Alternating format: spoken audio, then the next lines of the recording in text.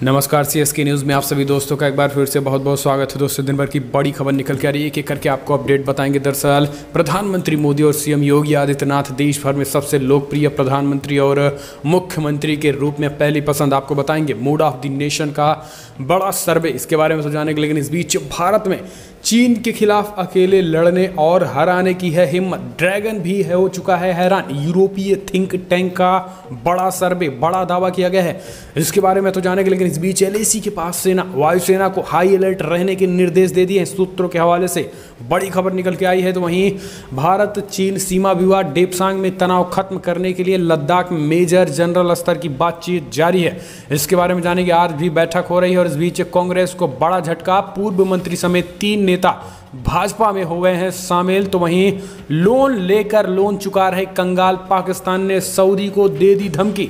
दरअसल सऊदी ने भारत का समर्थन किया तो चिढ़ गया पाकिस्तान, इसके बारे में जानेंगे। लेकिन इस बीच सुशांत राजपूत के मामले में दुनिया भर में लगाई जा रही इंसाफ की गुहार अमेरिका में भी दिख रही है। जस्टिस फॉर एसएसआर के बोर्ड, तो जानेंगे सब कुछ खबरें, जहां पर विश्व हिंदू परिषद का बड़ा ऐलान कर दिया है। 4 लाख गांव में लगवाएगी भगवान राम की प्रतिमा, इसके बारे में भी आपको बताएंगे। तो जानना आपके लिए बेहद जरूरी, एक एक खबर आपको बताएंगे। जहां पर प्रदेश भर में, देश भर में सब्जी और फेरी वालों विक्रेताओं को कोरोना टेस्ट कराया जाएगा, इसके बारे में भी आपको रिपोर्ट बताएंगे। लेकिन उससे पहले छोटा सा निवेदन, अगर आपने चैनल को अभी तक सब्सक्राइब नहीं किया तो प्लीज़ सब्सक्राइब के लाल बटन दबाकर चैनल को सब्सक्राइब करें। और अगर आप भी मानते हैं कि प्रधानमंत्री नरेंद्र मोदी के नेतृत्व में न केवल देश कोविड-19 को हराएगा बल्कि देश के दुश्मनों को मुंहतोड़ जवाब देने में भारत सक्षम है, तो इस वीडियो को दिल से लाइक करके अपना समर्थन दर्ज करें। दरअसल पहली बड़ी खबर निकल के आ रही है, आपको बता दें, देश भर में जिस तरीके से प्रधानमंत्री नरेंद्र मोदी और सीएम योगी आदित्यनाथ ने कोविड-19 से लड़ा, देश भर में अभी भी लोकप्रियता बरकरार। सीएम योगी ये देश भर में सभी मुख्यमंत्रियों में सबसे लोकप्रिय मुख्यमंत्री, तो वहीं पीएम मोदी अब तक के सभी प्रधानमंत्रियों में सबसे लोकप्रिय प्रधानमंत्री बरकरार हैं। पीएम मोदी के रूप में पहली पसंद। मूड ऑफ द नेशन में बड़ा खुलासा। आज तक ने देश के विभिन्न राज्यों की सरकारों के कामकाज को लेकर भी सर्वे किया और विभिन्न प्रधानमंत्रियों को लेकर और पीएम मोदी की पहली पसंद को लेकर भी बात की कि देश भर में अब किसकी लोकप्रियता प्रधानमंत्री के रूप में ज़्यादा है। तो इस वक्त जो बड़ी खबर निकल के आ रही, चौंकाने वाली आपको बात यह है कि राहुल गांधी काफ़ी ज़्यादा फिसड्डे रहे और जो सभी लोगों की पहली पसंद वो प्रधानमंत्री मोदी के रूप में है।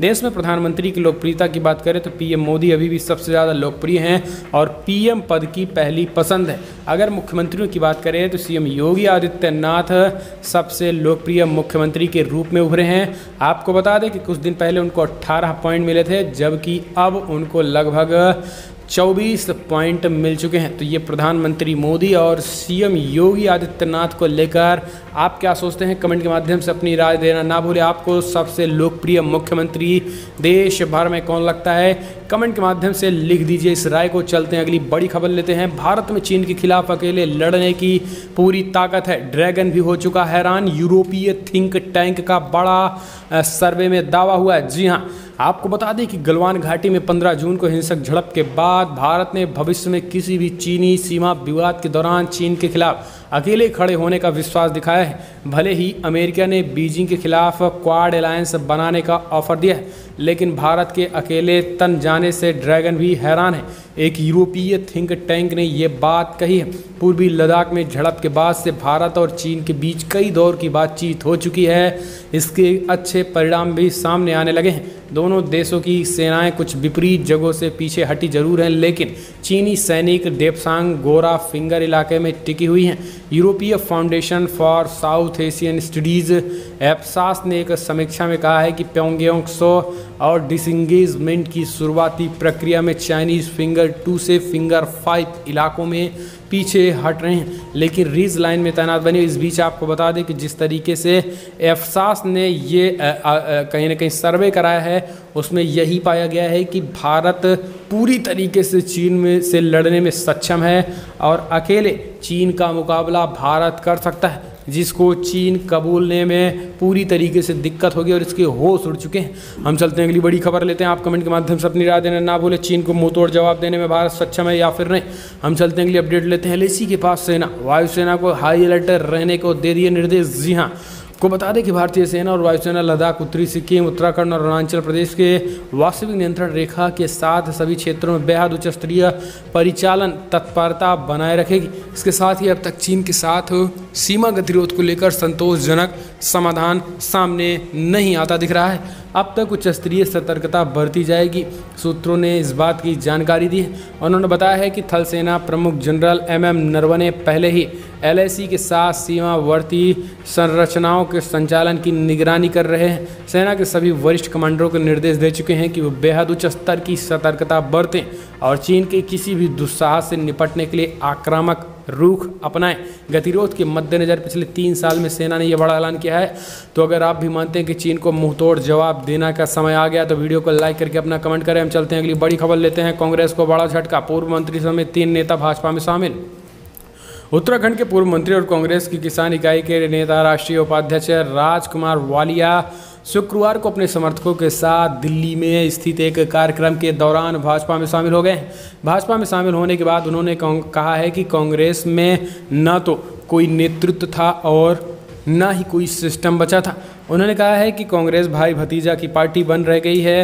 ये ज़मीन से जुड़े लोगों को अपमानित होती है। हम पार्टी के नकारात्मक माहौल में घुट-घुट कर जी रहे हैं। दिल्ली भाजपा इकाई के अध्यक्ष आदेश कुमार गुप्ता ने उन्हें भाजपा की सदस्यता दिलाई है।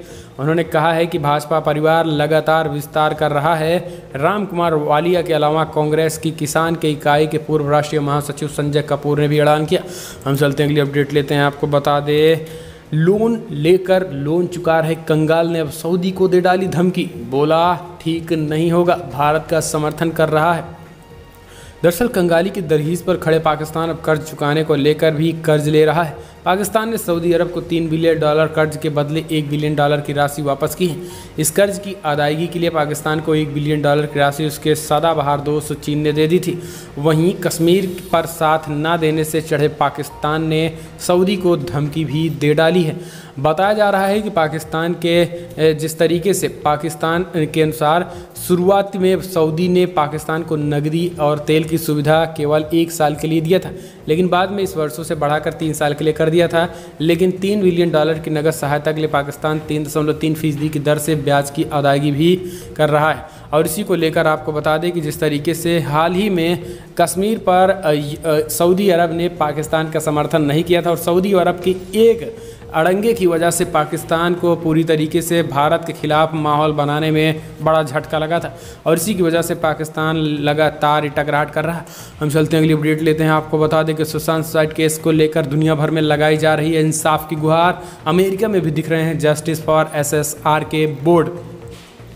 दरअसल बॉलीवुड एक्टर सुशांत सिंह राजपूत केस को लेकर अब जो बड़ी अपडेट निकल के आ रही है ये है कि देश में ही नहीं बल्कि विदेशों में भी इंसाफ की आवाज़ उठ रही है। बता दें आपको कि एक्टर सुशांत सिंह राजपूत ने 34 वर्ष की उम्र में अपना देश को अलविदा दुनिया को कह दिया था और इसी को देखते हुए अब आपको बता दें कि दुनिया भर में न्याय की मांग की जा रही है। अमेरिका में भी एक बोर्ड निकली। उनकी बहन श्वेता सिंह ने इस तस्वीर को शेयर करते हुए लिखा है कि अब अमेरिका में भी सुशांत की जस्टिस के लिए मांग तेज हो चुकी है और सच जस्टिस फॉर सुशांत सिंह राजपूत लिखा गया है। हम चलते हैं अगली अपडेट। राम मंदिर भूमि पूजन के बाद BHP का बड़ा कार्यक्रम। 4 लाख गांव में लगवाएगी भगवान राम की प्रतिमा। अयोध्या में श्री राम जन्मभूमि का मंदिर का भूमि पूजन कार्यक्रम संपन्न होने के बाद विश्व हिंदू परिषद ने एक बड़े कार्यक्रम का ऐलान कर दिया है। विश्व हिंदू परिषद देश के 4 लाख गाँव में भगवान राम की प्रतिमा लगाएगा। एक ही मॉडल पर गांव में राम मंदिर बनाया जाएगा।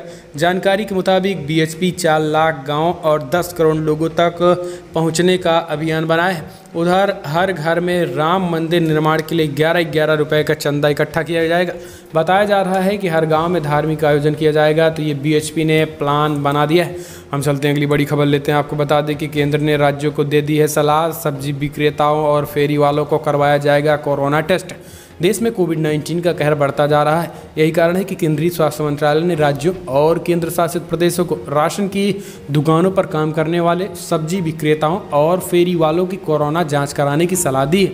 मंत्रालय का कहना है कि इन लोगों की जांच से संक्रमण के मामले को जल्द पता लगाया जा सकता है और इस पर बहुत ज़्यादा कहीं ना कहीं रोका जा सकता है। मृत्यु दर में भी कमी लाई जाएगी। राज्य और केंद्र शासित प्रदेशों को लिखे एक पत्र में स्वास्थ्य मंत्रालय के सचिव राजेश भूषण ने ऑक्सीजन की सुविधा को त्वरित प्रतिक्रिया प्रणाली वाले एम्बुलेंस परिवहन तंत्र की आवश्यकता पर जोर दिया है।